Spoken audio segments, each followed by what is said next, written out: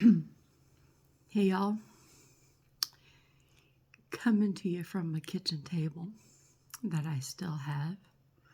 I've been trying to sell it for 2 months now. One lady wants it, but her husband can't get it. One person wanted it, but I waited for the other person, and then they found another table. Anyway, sitting at the kitchen table. There's a couple things at the kitchen table that I thought I'd show you that I haven't talked about on my social media anywhere. I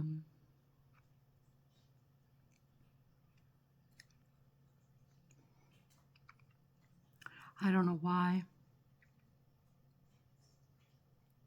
but it's been a problem and it's just come up. Here, let me show you.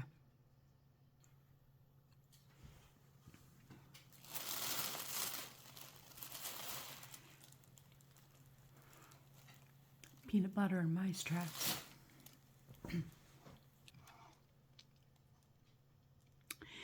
When I had a garage sale about a month and a half ago,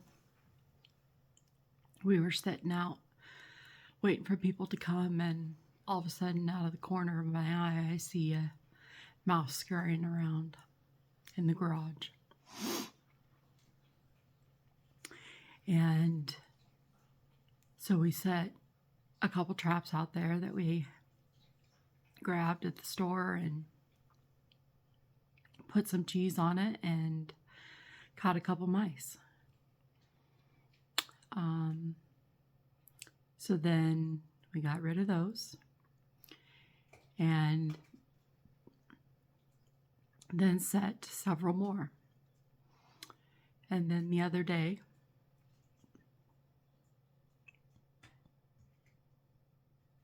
I seen a mouse scurrying around my kitchen dining room wall. So I set a trap back behind where the dog food had been. It's no longer there because Finn is gone, and so Finn's food's gone. Maddie's gone, so Maddie's food's not there, and I keep Aggie's food somewhere completely different. And this trap hasn't gone off, and I haven't seen that mouse again. I look in the garage, and none of the traps have gone off. So I have no idea if we still have more mice or if they've just congregated somewhere else that they found food, if they've found Buttercup's food downstairs in her bathroom, or what. But that's something I've been dealing with, and I absolutely hate it.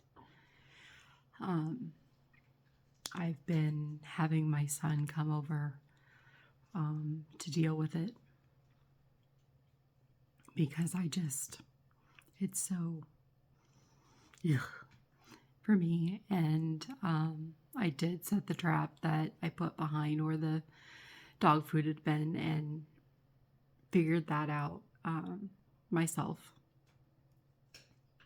But I don't know what I would do if it actually caught a mouse. And I don't know if Buttercup has decided to become a mouser or not, because she spends most of her time downstairs. Aggie has become a rabbit hunter because we have found a rabbit den in our lilac bushes. And he has chased a rabbit out of there multiple times. The rabbit has been able to get away, but I can tell he is constantly searching for that rabbit to come back. So let's just hope that he doesn't catch the rabbit.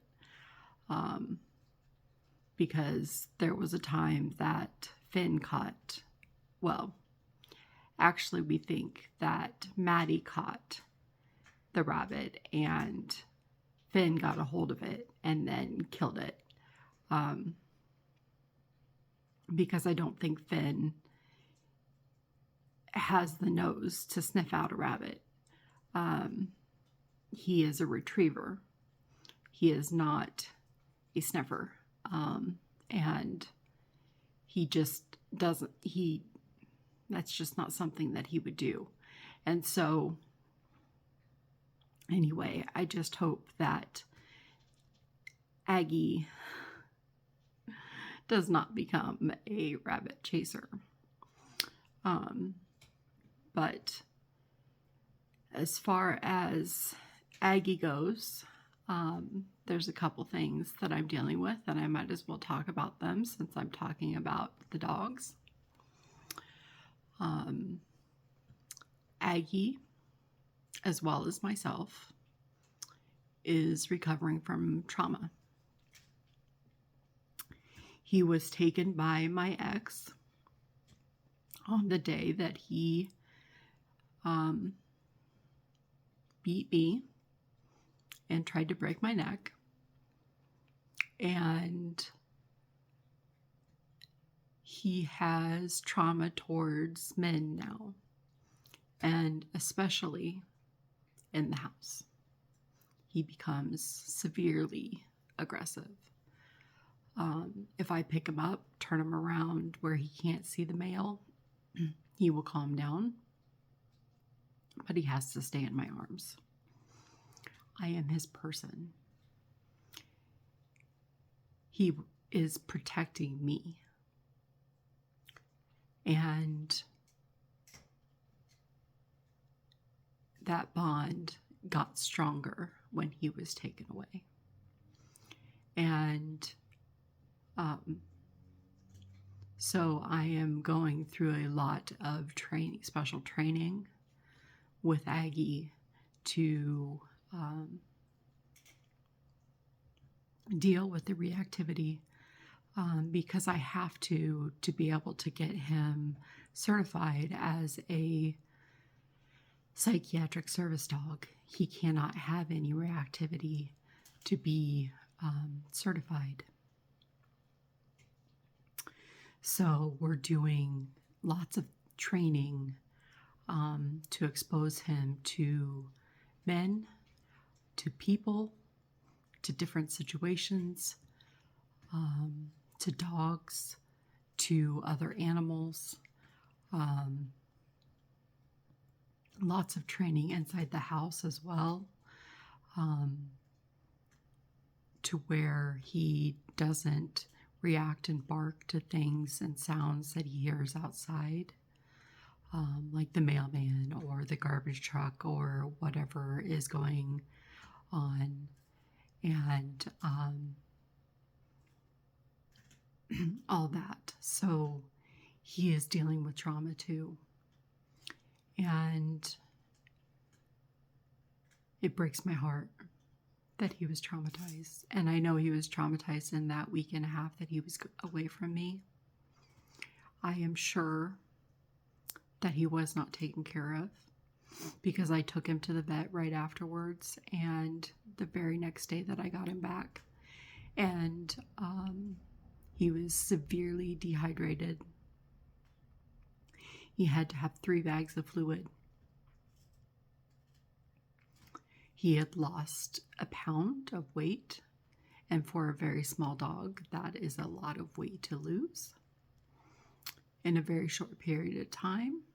So I know he was not fed, and he was not watered, and he probably was not let out to go to the bathroom or anything during that time period. And he does not like to go in his crate now. So I'm doing training with his crate, his travel crate, because we are going to be homeless, and there are going to be times that he is going to have to be in his travel crate. And I want him to be comfortable in there. I don't want him to be afraid in there. And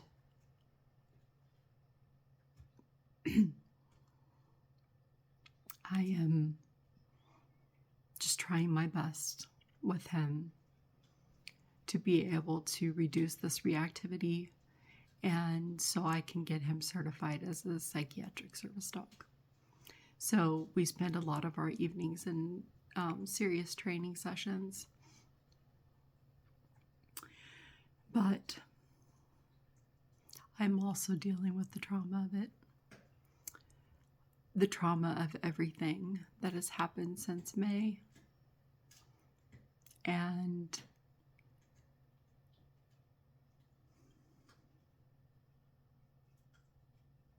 it is hard.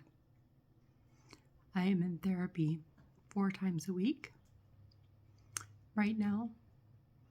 And because I lost my insurance when I lost my job,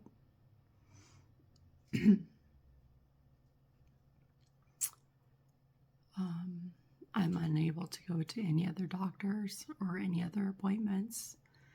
I'm going to be unable to get my back surgery. I'm unable to get my neck surgery that I need to have done. And all these things.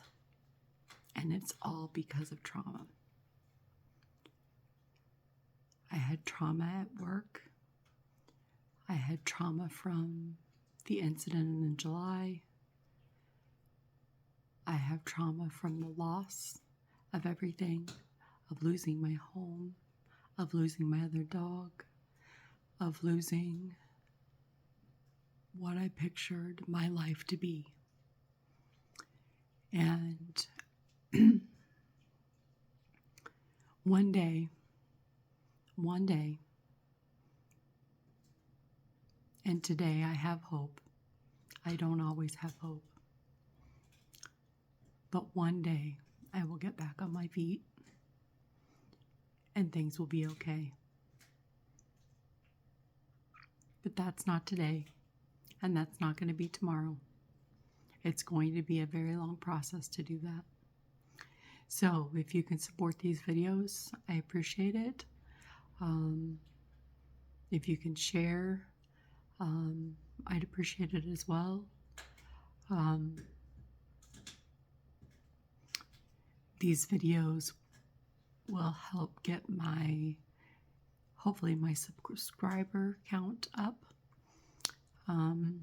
But this is what the process of